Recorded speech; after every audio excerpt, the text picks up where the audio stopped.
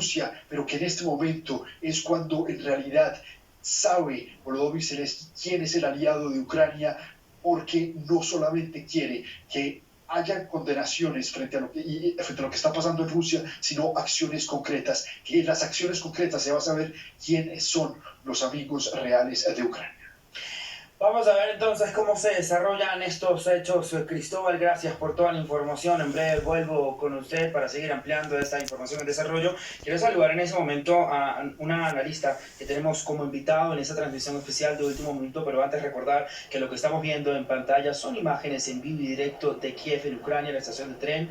Pues una relativa calma que se vive en la ciudad con esta incursión militar rusa en el este de ese país, específicamente la región del Donbass, en Lugansk y Donetsk, todo lo que hemos venido hablando esta semana y todas las tensiones que han suscitado luego de que el presidente ruso Vladimir Putin las reconociera como repúblicas independientes y tomara esto entonces para ayudarlos y hacer esta incursión militar que él ha nombrado. Son imágenes en vivo en este momento de Kiev, la capital ucraniana, en la estación de tren. Entonces, como le estaba diciendo antes de recordar lo que estábamos viendo en nuestra pantalla, quiero saludar a Rodrigo Morillo. Él es analista político internacional, también ha estado con nosotros en varias ocasiones en France 24 en español. Rodrigo, gracias por estar nuevamente con nosotros aquí en este contexto pues, de conflicto ya que se escaló. Me acuerdo que estábamos hablando ya unos días atrás sobre lo que pudiera pasar. Ya estamos viendo lo que está pasando. ¿Por qué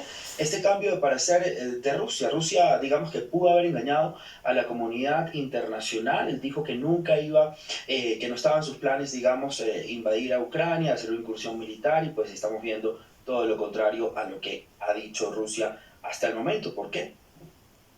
Buenos días, Raúl. Bueno, en principio creo que corresponde señalar que estamos ante una agresión inaceptable en contra de un Estado soberano como Ucrania, que ya venía duramente golpeado por la pandemia a nivel humano y económico, y por supuesto por la guerra terrible que enfrenta en el este de su territorio desde el año 2014.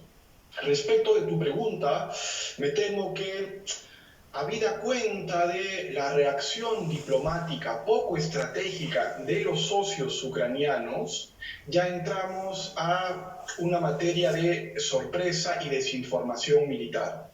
De acuerdo a ciertos cables de inteligencia, el ejército ruso, las Fuerzas Armadas rusas, están penetrando el país en la zona del este. Sabemos que las autoproclamadas repúblicas de Donetsk y Lugansk controlan apenas el 30% de la región del Donbass. Si es que el conflicto logra limitarse a esa región, pues los dichos de Vladimir Putin, en el sentido de que no tenía ningún interés en invadir Ucrania más allá, digamos, de este cinturón de rusohablantes, donde según su argumentación se estaban presentando actos de maltrato que arriesgaban sus vidas, en ese caso, pues, su discurso tendría coherencia. Ahora bien, en el caso que, como señalan otros cables noticiosos, estemos hablando de una invasión mucho más profunda del territorio ucraniano, algunos analistas están hablando incluso de que se estaría apuntando a que la nueva frontera entre Rusia y Europa, por decirlo de algún modo, sería nada menos que el río Dnieper, es decir, que Kiev pasaría a formar parte de esta zona de influencia rusa. Creo que estaríamos hablando de un acto de agresión militar al que Vladimir Putin no se había referido hasta estos momentos. Rodrigo, eso digamos que puede ser un escenario posible. ¿A qué estaría jugando en este momento el presidente ruso Vladimir Putin?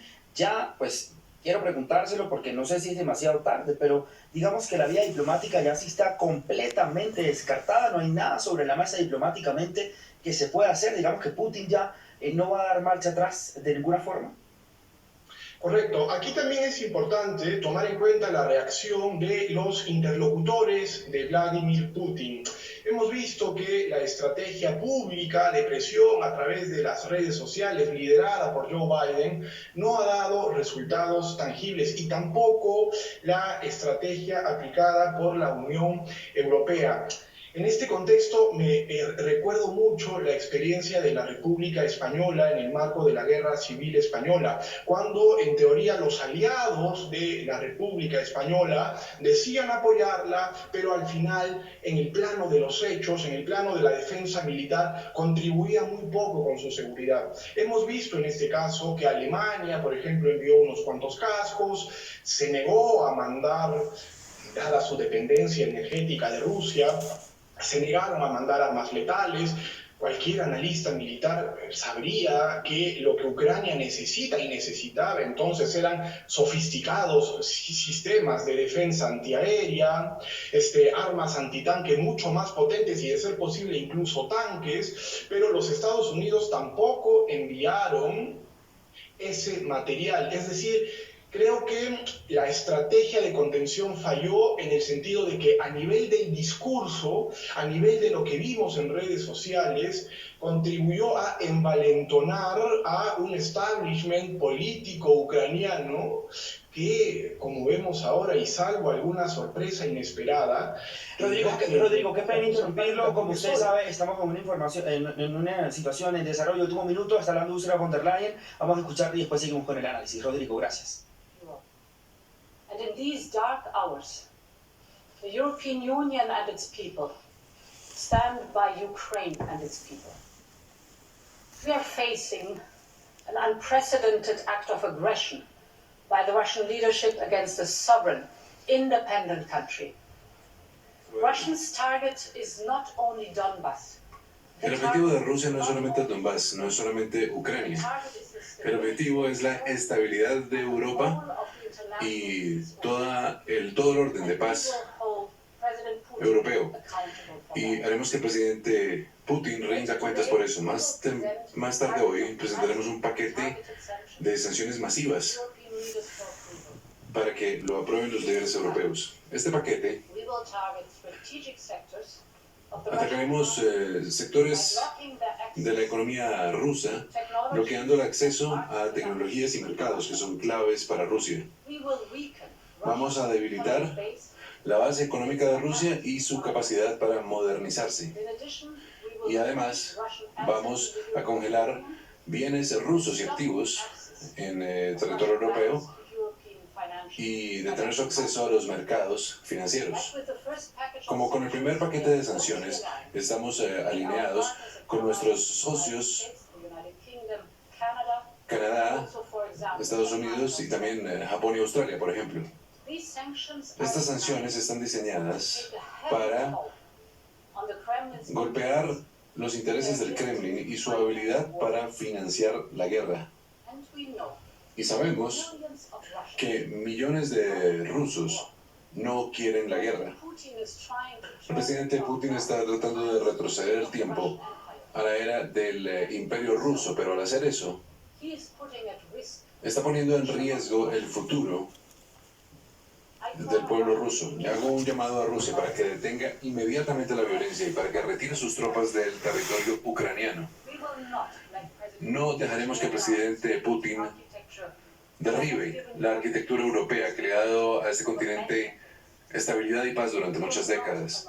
No vamos a permitir que el presidente Putin reemplace el Estado de Derecho por el Estado de la fuerza. No debe subestimar la fortaleza de nuestras democracias, y la historia ha comprobado que las sociedades y las alianzas que se basan en la confianza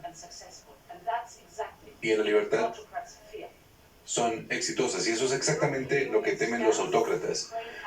La Unión Europea se mantiene con Ucrania y con su gente. Seguiremos apoyándolos. Ucrania va a triunfar. Muchas gracias.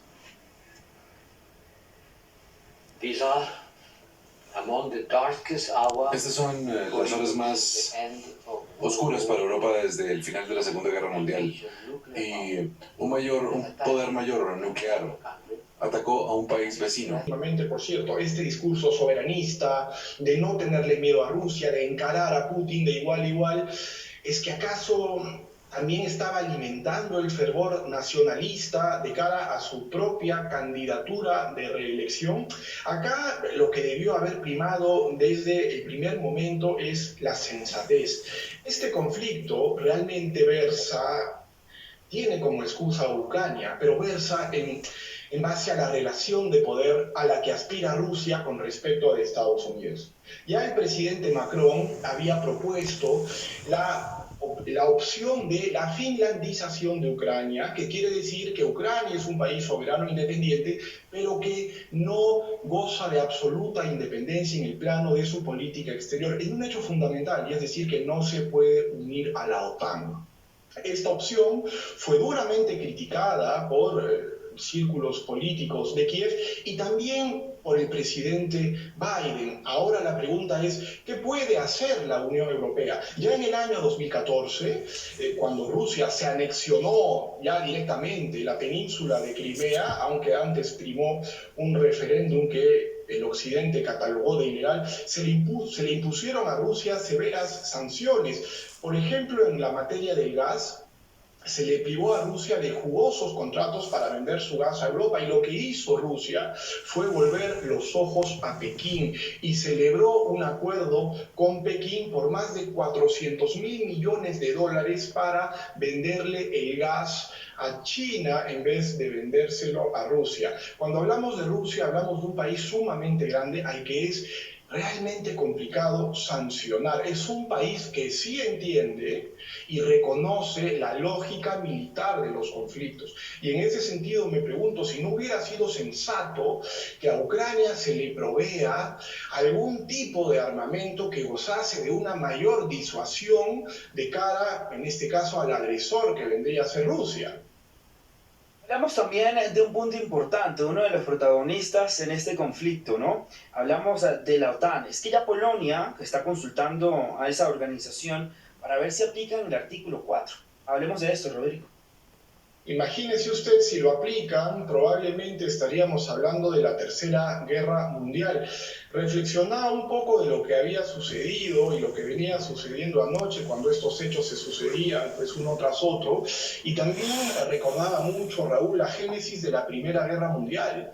Cuando la Primera Guerra Mundial tiene lugar, a ninguna capital europea, a ninguna de estas poderosas monarquías, se hubiera imaginado que el asesinato de un archiduque austriaco en un pueblo perdido de los Balcanes desencadenaría tremenda hecatombe, tremenda pérdida de vidas humanas e incluso la muerte de soberanos, pues al desencadenarse la Revolución Rusa se asesinó a la familia imperial Romanov.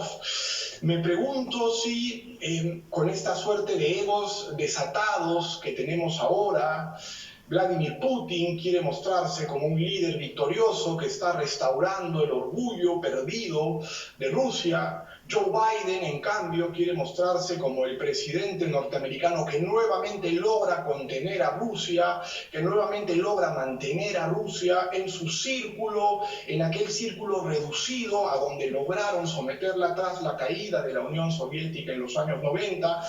Una Unión Europea que, a pesar de no ser una potencia militar, porque ni siquiera cuenta con un ejército europeo común, también se siente en capacidad, con la legitimidad de combinar a través de un tipo de violencia que, si bien es cierto no es militar, es política, es decir, las sanciones a una Rusia que parece dispuesta a todo. Tengamos cuidado, porque si la OTAN ingresa, y si, por ejemplo, hubiera alguna agresión a los países bálticos... Quiero saludar en ese momento a nuestra corresponsal en Bruselas, precisamente la pronunciación que tuvo ahora el bloque comunitario. No tenemos a Esther Herrera en este momento. Vamos directamente hasta París con nuestra periodista Natalia Ruiz. Natalia, la saludo ya, muy buen día en París. Nosotros todavía estamos en madrugada aquí en la ciudad de Bogotá, pues actualizando toda la información esta de último minuto que está llegando en torno a este conflicto. Además, Natalia, que hemos venido tratando en nuestro programa también Directo América durante toda esta semana. Natalia, se conoció también en los últimos minutos que el presidente francés Emmanuel Macron llamó a su homólogo ucraniano Vladimir Putin. Yo sé que es muy pronto, pero quiero, el presidente ucraniano Volodymyr Zelensky, sé que es muy pronto, como le estaba diciendo, pero quisiera saber qué información ya se puede conocer sobre esta llamada telefónica.